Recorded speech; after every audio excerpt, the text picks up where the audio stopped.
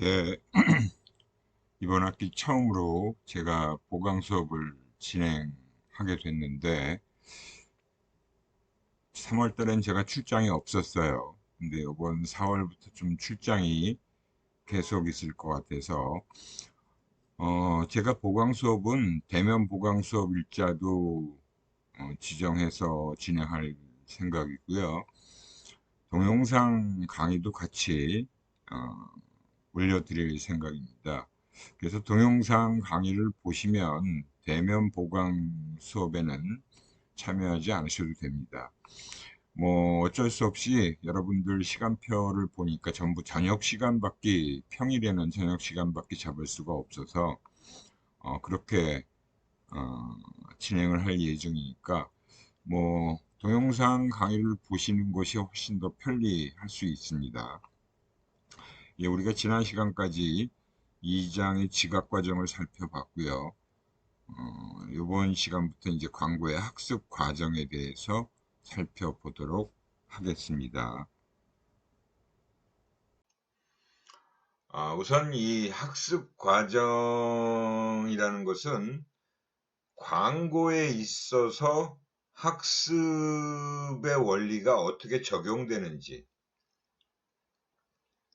그래서 일단 기본적인 학습 이론에는 어떤 것들이 있고 그 이론들의 내용이 뭔지는 먼저 살펴보도록 할 거고요.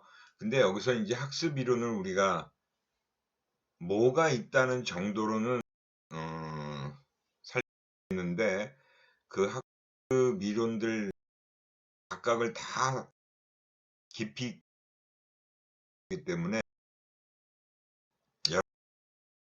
여러 개론 학습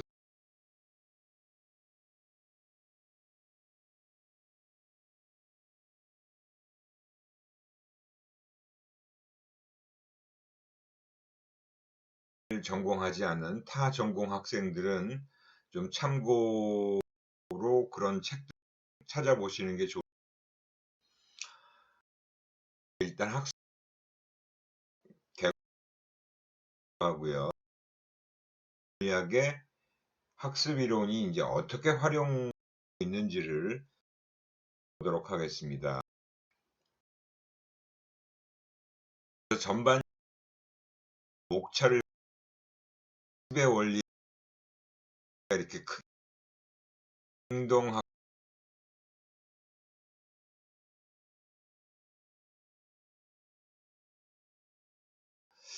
그 행동 학습이라는 것의 대표적인 현적 조건화,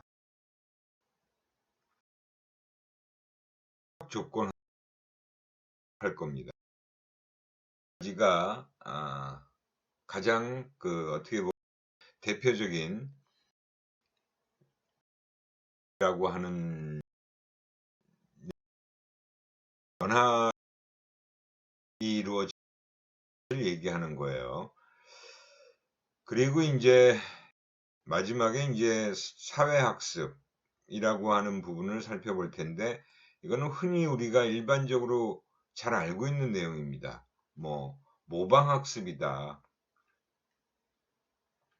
또는 대리학습, 관찰학습, 이렇게 얘기하는 내용으로 구성되어 있다라고 보시면 돼요. 그래서 우리가 여기서 반드시 알아야 될 내용은 이 학습 원리가 광고에 어떻게 적용되는지를 여러분들이 잘 이해하는 게 주된 목적이라고 보시면 됩니다. 우선 첫 번째 이제 학습의 원리를 좀 살펴보도록 할 겁니다. 과연 학습이라는 게 뭐냐? 여기서 우리 특히 심리학에서의 학습이라는 것의 의미는 변화를 얘기하는 겁니다. 이 학습이라는 게, 심리학에서의 학습은 바로 변화를 나타내는 거예요. 우리가 보통 일반적으로 그냥 학습한다라 그러면 스터디를 떠올리죠. 스터디. 근데 여기서는 스터디하고 전혀 상관이 없어요. 물론 스터디도 뭐 몰랐던 거를 알게 되니까 이제 변화되는 건 되는 것이라고 보면 학습이 변화의 모습을 보여주고 있는 건 뭐 동일한 학습이라고 볼 수 있죠. 그래서 여기 우리가 이제 여기서의 학습은 러닝이라고 보시면 돼요. 그래서 한 귀로 듣고 한 귀로 흘린다라는 우리 속담이 있죠. 근데 그거는 일시적인 거예요. 일시적. 그냥 잠깐 동안 한 귀로 듣고 한 귀로 흘린다. 일시적인 현상을 얘기하는 거죠. 그리고 이제 약물이나 질병으로 인한 행동의 변화를 가져올 수가 있어요. 그죠? 내가 어떤 약물을 통해서 어떤 상태에서 어떤 상태로의 변화가 일어나죠. 근데 그거는 학습이라고 하지 않습니다. 그건 학습이 일어났다라고 보지 않아요. 약물에 의해서 변화가 생긴 거죠. 또 병이 걸려서 질병으로 인한 행동의 변화도 학습이 아닙니다. 그러니까 여기서 우리가 얘기하는 학습이라는 것은 경험이나 훈련의 결과로 일어나는 행동상의 비교적 영속적인 변화를 얘기하는 거예요. 비교적 영속적인 변화. 그러니까 한번 변하면 영구적으로 지속된다라는 거죠. 그죠? 그러니까 일시적인 변화를 학습이라고 보지 않아요. 그러나 학습된 것이 항상 행동적으로 수행되는 것은 아니다. 이런 경우를 뭐라 그럴까요? 우리가 잠재되어 있다가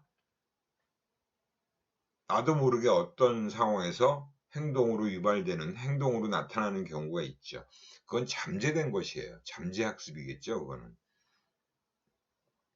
그래서 이제 학습이라는 것에 우리 심리학적인 정의는 과거 경험의 결과로 생긴 행동 또는 정신 과정상의 비교적 영속적인 변화다. 이게 이제 우리 심리학에서의 학습에 대한 정의라고 보시면 돼요.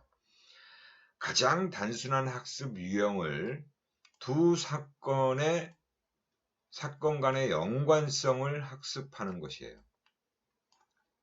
그래서 그거를 우리가 연합이라고 합니다. 연합. 연결시킨다라고 볼 수도 있고요. association이라고 용어를 사용하고 있죠. 그래서 한 사건과 다른 한 사건을 연합시키는 거, 연결시키는 거, 이게 바로 학습의 가장 기본적인 원리라고 보시면 돼요. 이 심리학에서의 학습이라는 원리가 광고에 어떻게 적용되느냐. 그래서 광고 심리학에서의 학습은 뭘 얘기하느냐 하는 부분인데, 어떤 대상에 대해서 기존에 가지고 있지 않았던 새로운 가치나 새로운 행동을 심어주는 과정이다. 그게 사실은 이제 광고가 하는 역할이잖아요. 그죠? 생각지 못했던 거, 기존에 가지고 있지 않았던 새로운 가치나 행동을 심어주는 과정이 바로 이제 학습이에요. 경험에 의해서 비교적 영속적으로 나타나는 행동상의 변화. 이런 부분을 또 역시 광고가 일부 역할을 하고 있죠. 그죠? 그래서 근데 이 경험이라는 게 소비자, 학습자가 직접 겪지 않고 관찰과 또는 간접적 또는 대리적인 방법으로도 가능하다라는 것입니다. 이 경험이라는 게 꼭 내가 직접 경험하지 않아도 우리가 그냥 TV를 통해서 간접 경험하는 것도 사실은 학습이 일어나죠. 그게 학습되어진다는 겁니다. 그게 이제 사회적 학습, 사회학습, 관찰학습, 모방학습이라는 것이잖아요. 그죠? 광고에서 학습이라는 것은 소비자들의 의식이나 생각과는 상관없이 어떤 행동이 저절로 일어날 수 있게 만든다는 거예요. 그게 바로 이제 광고의 힘이라고도 볼 수 있죠. 광고의 힘인데 그 광고 안에 숨어 있는 원천적인 기본적인 힘은 바로 이 학습에 의해서 이루어진 것이다라고 보시면 됩니다. 그래서 자신이 그 제품을 왜 구매해야겠다는 명확한 의식이 없이도 저절로 그냥 구매하게 되는 경우를 말하는 경우인데, 여러분들도 그럴 때가 있잖아요. 이거 내가 왜 구매해야겠다라는 어떤 생각 없이 그냥 사게 되는 거. 그런 경우들도 많죠. 그죠? 그냥 무의식적으로 사는 거예요. 뭐 습관적인 구매도 그렇고 또 충동적인 구매도 그렇고 특별한 생각이 없이 그냥 사는 경우죠. 그냥 갑자기 불현듯 이게 사고 싶어지는 경우도 있잖아요. 그리고 뭐 지나가다가 이거 어디서 본 것 같은데 광고에서 봤나 하면서 또 그 제품이 눈에 들어오는 경우도 있죠. 또한 학습을 통해서 특정 브랜드를 보면 행복해지고 또 행복해지기 위해서 그 특정 브랜드를 한번 사보게 된다. 구매하게 만든다라는 거죠. 이게 바로 광고의 학습의 원리가 다 깔려 있다라고 보시면 됩니다. 그래서 광고를 만들 때는 이 학습 원리를 얼마나 정교하게 잘 적용할 수 있느냐가 성공과 실패의 그 판단의 기준이 될 수가 있어요. 정말 정교하게 이런 학습의 원리를 광고에 잘 반영시켜서 만들 수 있다면 그건 굉장히 효과가 좋은 학습 효과가 강력하게 일어날 수 있는 광고가 된다라는 것이죠.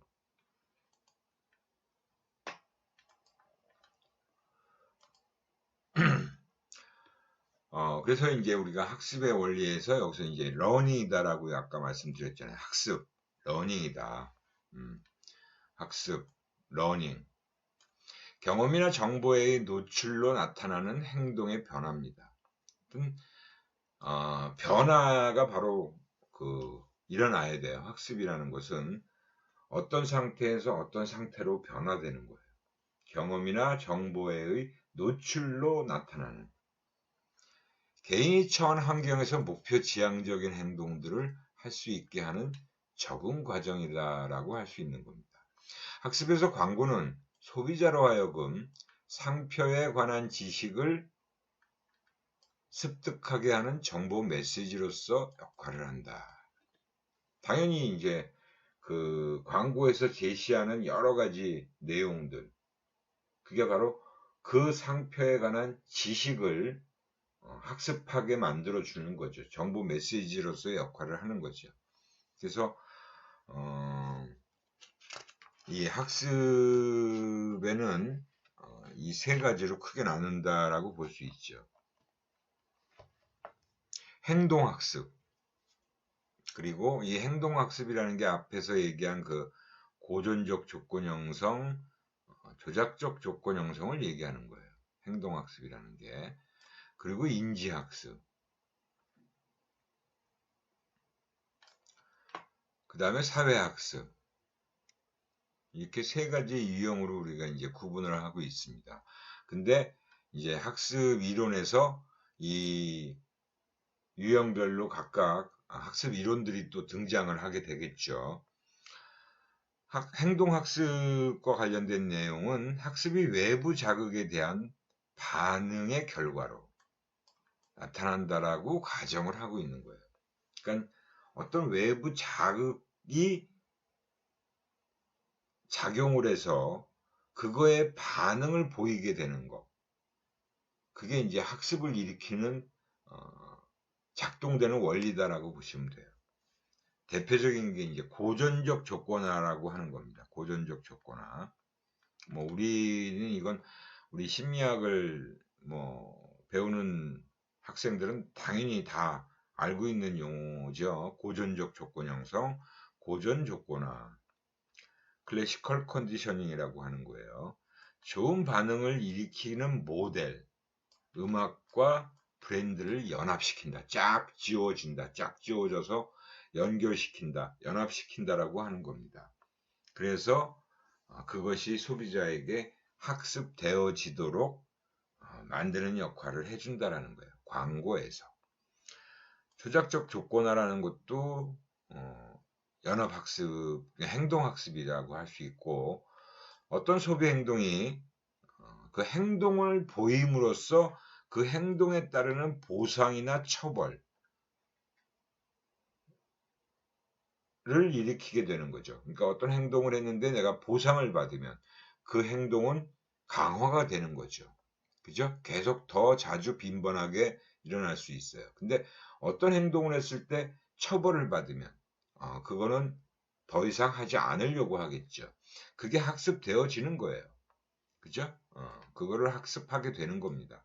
그래서 학습을 통한 피드백이 향후 소비 행동의 발생에도 영향을 미친다라고 보고 있는 겁니다.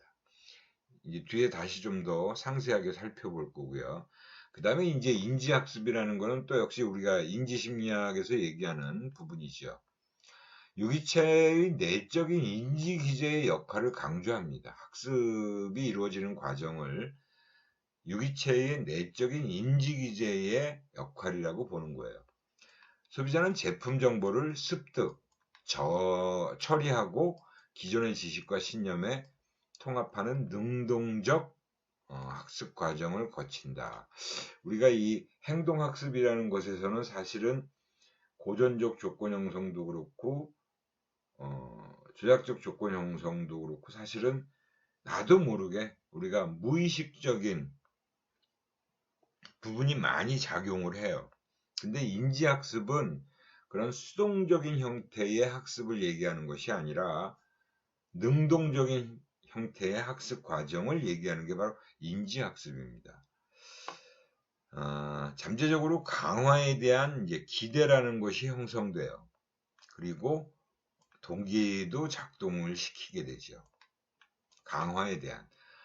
내가 이렇게 하면 강화가 따라올 것이다 라고 기대, 익스펙테이션을 형성하게 되죠. 그런 게 바로 이제 학습되어지는 과정에서 나타난다라고 보는 거예요. 그 다음에 사회학습은 다른 사람의 행동을 모방하거나 관찰함으로써 학습이 이루어집니다. 우리가 어렸을 때는 그 어른이 하는 행동을, 아빠나 엄마가 하는 행동을 따라하죠, 아이들은.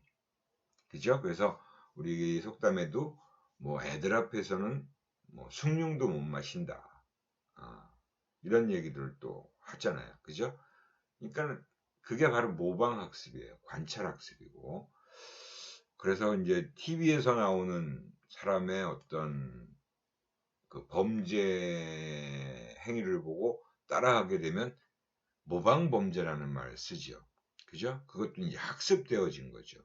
그래서 관찰학습, 대리학습은 이제 바이캐리어스 러닝이다 라고 얘기하는 거고, 모델링, 모델학습, 모방학습이라고 하는 거죠. 아동이 TV에서 본 폭력적인 행동을 그대로 따라하는 것, 모방하는 것을 사회학습이다라고 얘기합니다. 그래서 이렇게 이제 학습에 어떻게 보면 범주를 이렇게 세 가지로 크게 나누어서 얘기하고 있고요. 하나하나에 따르는 이제 이론들이 또 구분되어지죠. 우선 행동학습의 이제 가장 대표적인 고전적 조건 형성, 고전 조건화라고 하는 클래시컬 컨디셔닝에 대해서 먼저 살펴보겠습니다. 이게 이제 원래는 파블로프의 개에 대한 실험을 통해서 이루어지죠. 파블로프의 개 실험이 바로 이 고전적 조건 형성이라는 학습 이론을 처음으로 발견했다라고 할까요? 이론을 아무튼 제시한 사람이 파블로프예요. 러시아의 생리학자이자 의학자인 사람이 바로 이 학습 원리를 발견해내는 겁니다. 그래서 이제 개한테 먹이라는 건 뭐예요? 고깃 덩어리겠죠. 그죠? 근데 그거는 개는 이 고깃 덩어리를 보면 무조건 침을 흘리죠. 무조건 침샘에 고이게 돼 있어요. 우리 사람도 그렇잖아요. 그죠? 맛있는 뭐 음식을 보면 꿀꺽하고 침이 넘어가고 침이 자연스럽게 뭐 내가 야 침샘에서 침이 흘러나와라 라고 명령을 해서 나오는 게 아니에요.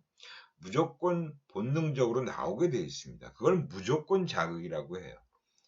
무조건 자극. 그죠? 무조건 자극이에요. 그게.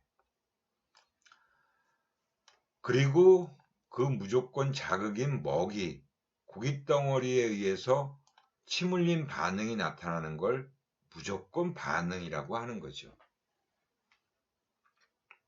근데 우연히 이 파블로프가 이 무조건 자극인 먹이를 그 개 앞에 제시를 하면서 전혀 종소리 같은 거는 개가 들어도 침을 흘리는 게 아니죠. 그냥 종소리 들었을 때 개는 아무런 반응이 없어요. 중립적인 자극이에요. 그래서 이걸 중립적인 자극이라고 하는 종소리를 울려줍니다.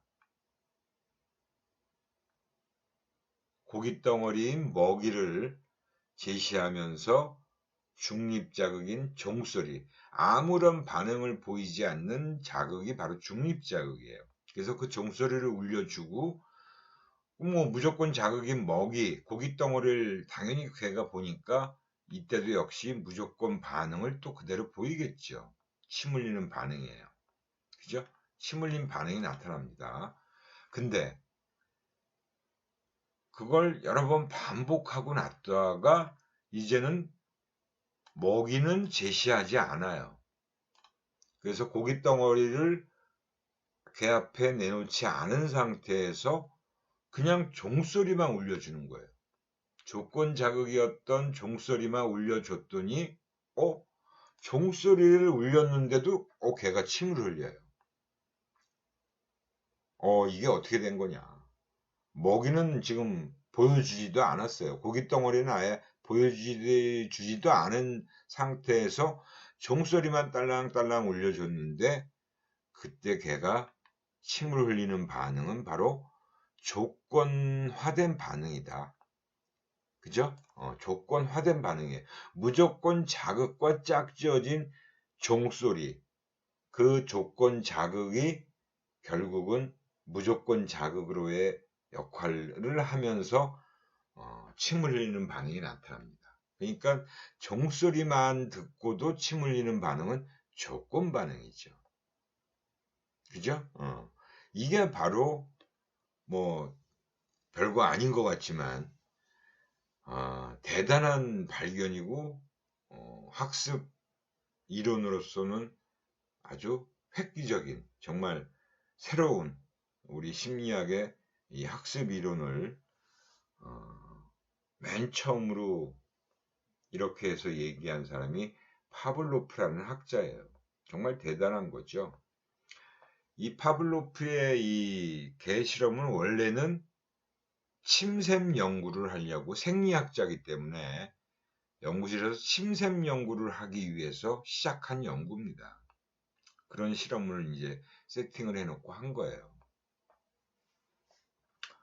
근데 이게 바로 우리 학습 심리학의 가장 기본이 되는 이론으로서 고전적 조건 형성이다라는 원리가 여기서 등장을 하게 됩니다. 그래서 우리는 이런 고전적 조건 형성의 원리인 파블로프의 실험 그 원리를 소비자 행동에다가 그대로 또 적용을 할 수가 있잖아요. 소비자 행동에다가. 광고에다가 그대로 적용을 하는 겁니다. 보통 우리가 일반적으로 멋진 배경이나 즐거운 음악을 들으면 어때요? 기분이 좋아진다는 건 뭐 누구나가 대부분 다 그렇잖아요. 그죠? 즐거운 음악을 듣고 그러면 멋진 배경이 보이면 기분이 좋아져요. 그거는 뭐 어떤 조건이 있어서가 아니라 그냥 무조건 대다수의 많은 사람들이 무조건 반응을 보이죠. 기분 좋은 무조건 반응을 보여요. 그죠? 근데 이러한 그 무조건 자극인 즐거운 음악이나 멋진 배경과 함께 중립자극이었던 아무런 반응도 보이지 않는 어떤 제품이나 브랜드, 뭐 어떤 제품일 수도 있고 브랜드가 될 수도 있는 그것을 계속 짝지워주는 거예요. 즉 멋진 배경에다가 그 제품을 딱하니 갖다 놔요.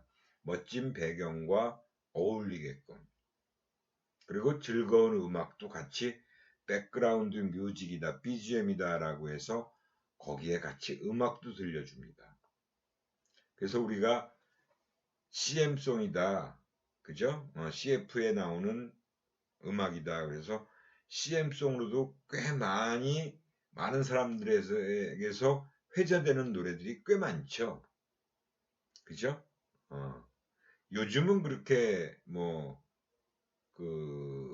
CM송이라는 게 별로 그렇게 두각을 나타내지는 않아요. 근데 예전에는 광고에 그런 CM송이 곁들여진 광고가 굉장히 많았어요. 지금은 거의 팔지 않는 음료일 거예요. 근데 그런 음료 관련된 광고에서도 CM송이 꽤 유명한 게 있었습니다. 아무튼 그래서 이제 이런 즐거운 음악이나 멋진 배경과 함께 중립자극인 제품을 짝지워 주면 기분 좋은 반응이 나타나는 거는 그 즐거운 음악이나 멋진 배경 때문에 즐거운 기분 좋음이 나타나요. 그것도 역시 무조건 반응이죠. 그때는. 근데 이제는 그런 광고 제시하지 않은 상태에서 조건 자극인 제품을 딱 제시했는데 그 제품을 보니까 그 음악이 생각나고 그 멋진 배경이 떠올라요. 그죠? 그러니까 그게 결국은 기분 좋은 반응을 일으키더라는 거예요. 그 제품이. 그건 바로 조건 반응이죠.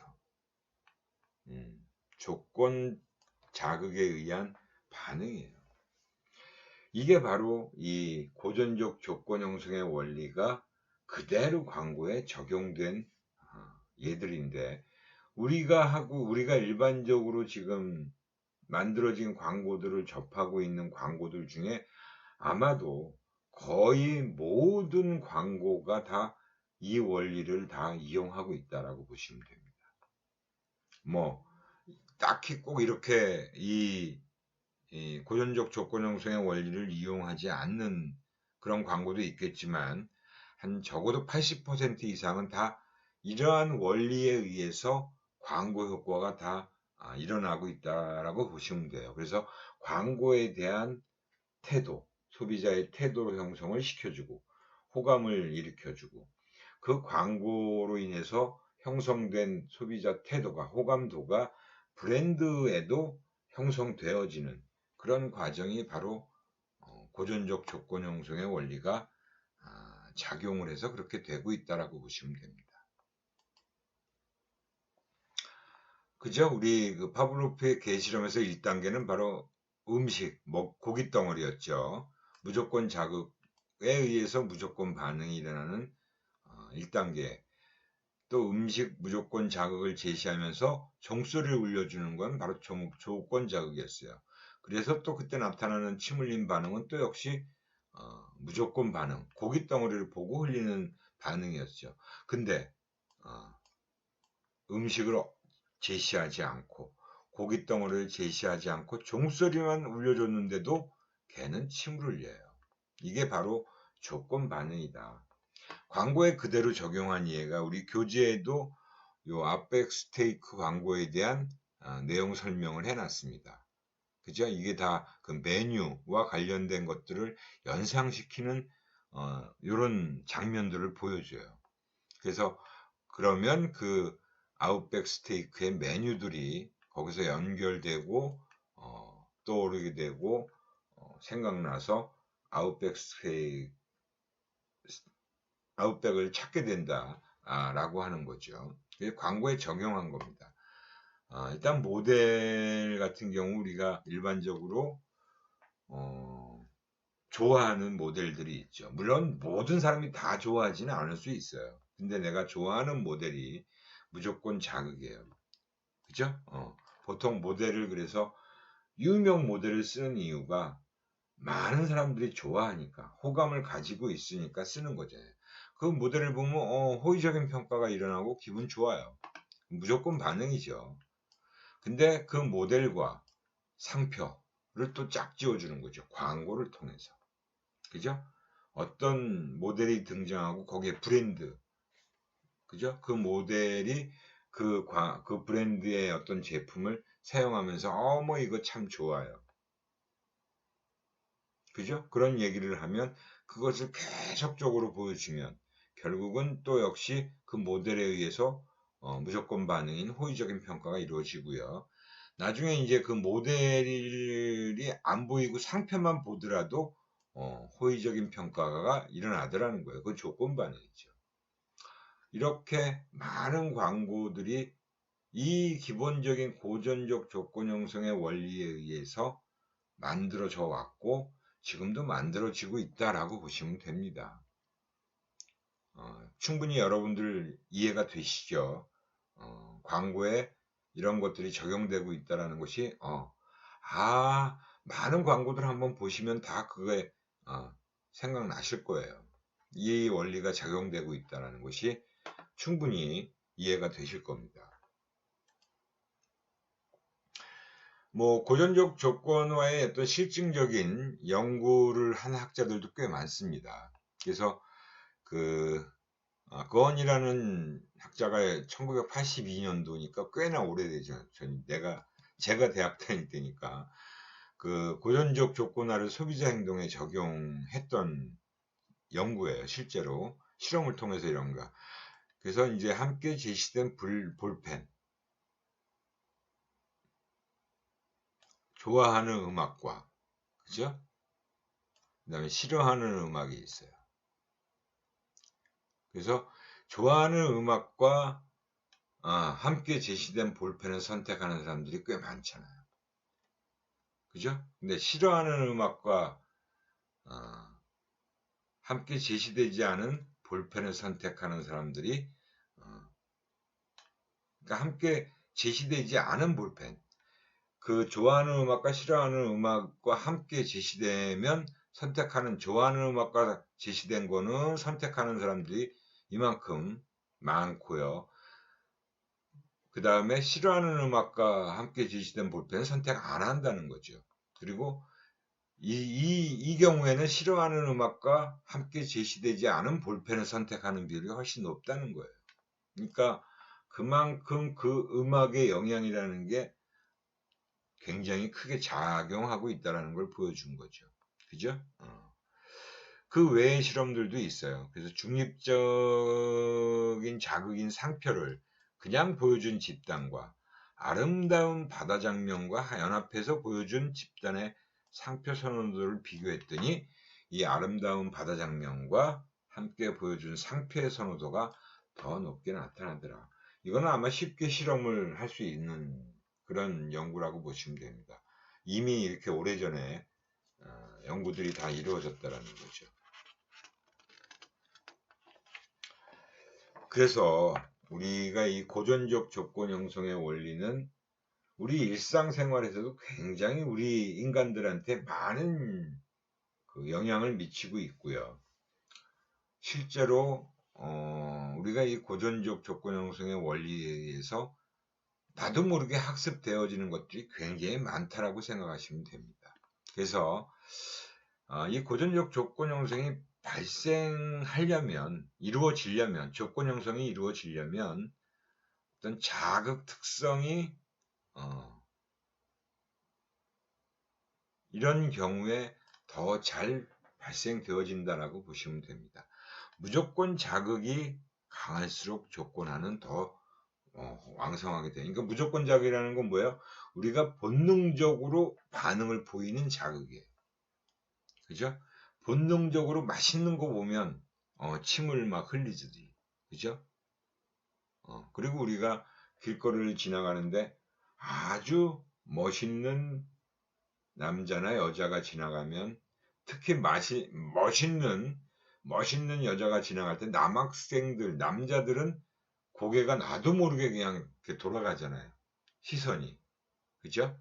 근데 이제 뭐 여성분들도 아마 멋있는 남자가 지나가면 조금 돌아보는 경우가 있을 거예요. 근데 막 대놓고 막 돌아가는 게, 그러니까 막 의식적으로 좀 안 돌리려고 하는 경우도 있겠죠. 근데 그렇게 돌아가는 건 어떻게 보면 그냥 본능적인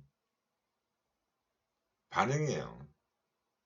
그냥 무조건 자극에 의해서, 그런 무조건 자극에 의해서 조건 형성이 이루어질 수밖에 없다는 거죠. 그래서 무조건 자극이 강할수록 훨씬 조건화는 더 잘 된다.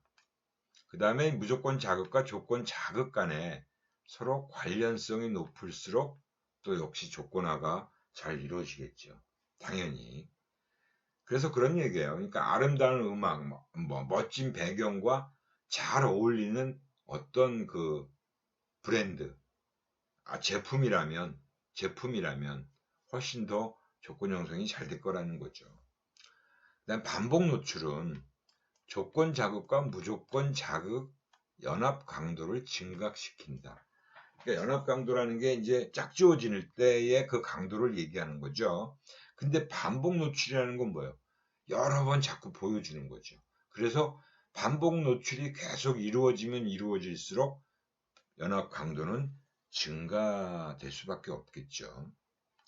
그 다음에 자극 간 제시 간격이 짧을수록 조건화가 잘 됩니다. 제시 간격이. 그러니까 무조건 자극인 고깃 덩어리하고 종소리. 그러니까 고깃 덩어리를 딱 제시해 놓고 걔가 그걸 보고 막 침을 흘리고 있는데 한참 있다가 종소리를 들려주고 나면 형성은 되긴 될 거예요. 근데 나중에 그 종소리만 들려줬을 때 침을 흘리는 강도가 되게 약하다라는 거죠. 근데 고깃 덩어리하고 거의 동시에 종소리를 같이 울려줘요. 그 동시에. 그러면 훨씬 더 조건화가 빨리 이루어질 거예요. 그래서 우리가 이제 이 자극 제시 간격이 4가지 조건이 나와 있는 것도 우리가 다 배웠을 겁니다, 여러분들. 그 다음에 속어라는 현상도 있죠. 속어라는 현상. 그죠? 속어라는 현상은 뭘 보고 속어라 그럴까요? 그러니까 속어는 없어진다는 뜻이잖아요. 즉 무조건 자극 없이 그냥 고깃 덩어리를 제시하지 않고 종소리만 계속 울릴 때 처음에는 걔가 침을 흘리는데 어느 순간 침을 더 이상 흘리지 않게 되는 순간이 있어요. 그게 바로 속어가 됐다라는 겁니다. 즉 조건화가 사라진 겁니다. 그죠? 그러니까 결국 쉽게 생각하면 종을 울리고 고깃 덩어리를 제공하면서 보여주면서 종소리를 울리고 같이 막 울렸을 때 얘가 침을 막 흘렸을 거 아니에요. 근데 고깃 덩어리 이제 없이 종소리만 막 또 들려주면 처음에는 걔가 막 침을 흘려요. 근데 어느 순간 고기가 안 나와. 고기가 나올 거라고 얘는 예상과 기대를 가지고 있는데 안 나와요. 그러면 이거 내가 속았구나. 고기가 안 나오네. 침이 딱 끊어지더라는 거죠. 종소리만 계속 울릴 경우에. 그죠? 그게 속어라는 겁니다. 그 다음에 이제 잠재적 억제다라는 얘기는 제품에 대한 사전 경험이 많을수록 조건 형성이 사실은 잘 발생하지 않아요. 새로운 것이면 오히려 조건 형성이 잘 일어날 수 있는데 경험이 오히려 많을수록 조건 형성은 잘 안 일어난다라고 하는 측면을 우리가 알 수 있습니다. 그래서 그 경우가 이제 잠재적 억제라고 부르는 현상입니다.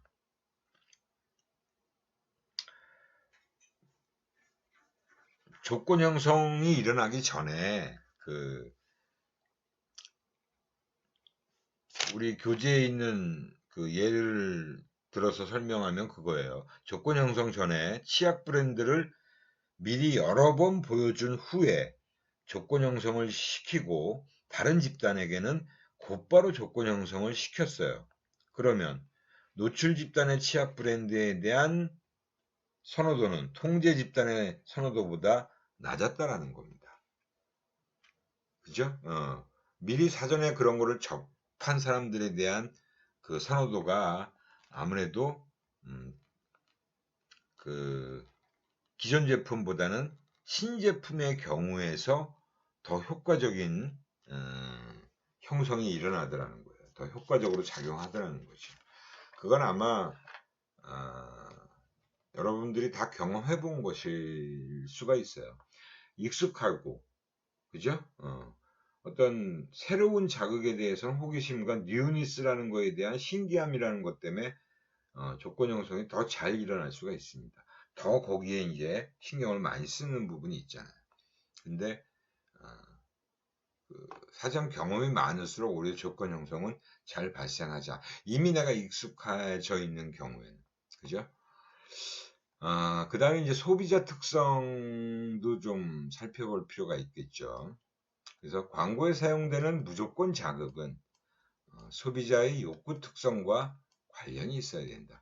그러니까 아까도 얘기했지만 본능적으로 우리가 반응을 보이는 자극을 사용하는 것이 가장 좋아요. 그러니까 소비자의 욕구 중에서 특히 무의식적으로 반응을 보이는 그런 자극을 사용하는 게 가장 좋습니다. 어떻게 보면 그래서 우리가 성적 소구 광고가 많은 이유가 우리 인간은 그런 성적인 자극에 대해서 무의식적인 반응을 보이잖아요. 본능적인 반응을 보여요. 그죠? 그렇기 때문에 그거를 무시할 수가 없었던 거죠. 일단 그런 부분이 일단 작용하고 있다. 무조건 자극의 특성은 그래야 된다. 그래서 이제 뭐 성공한 CEO는 성인의 자아 실현 욕구를 자극하지만 사실 그건 어린아이에게는 없는 거죠. 어린아이는 그런 거는 사실 없잖아요. 인지적 과정에 개입이 없는 감정 조건화가 빈번하게 일어날 수 있다. 그러니까 이건 무슨 얘기냐면 소비자 특성 중에서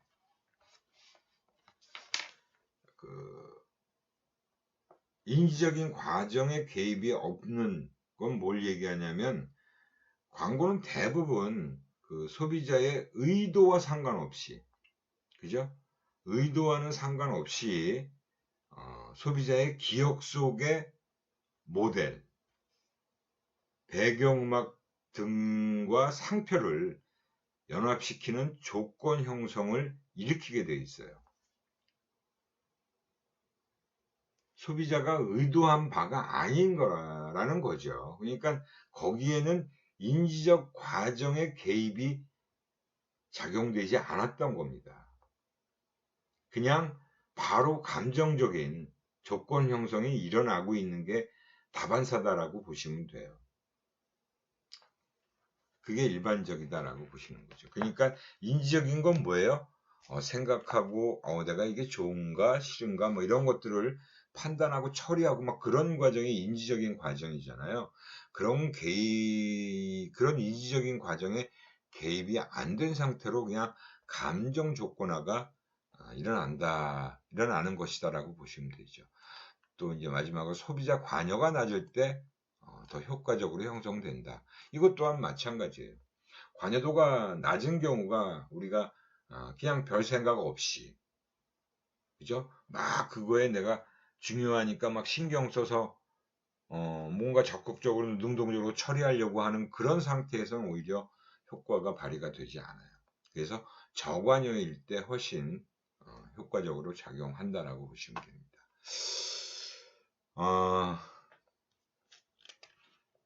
그 다음에 나오는 내용이 고전적 조건 형성의 주요 특징과 현상에 대한 부분인데, 요거는 이제 오늘 시간이 다 된 관계로 다음 시간에 살펴보고 그 다음 조작 조건화를 또 살펴보도록 하겠습니다.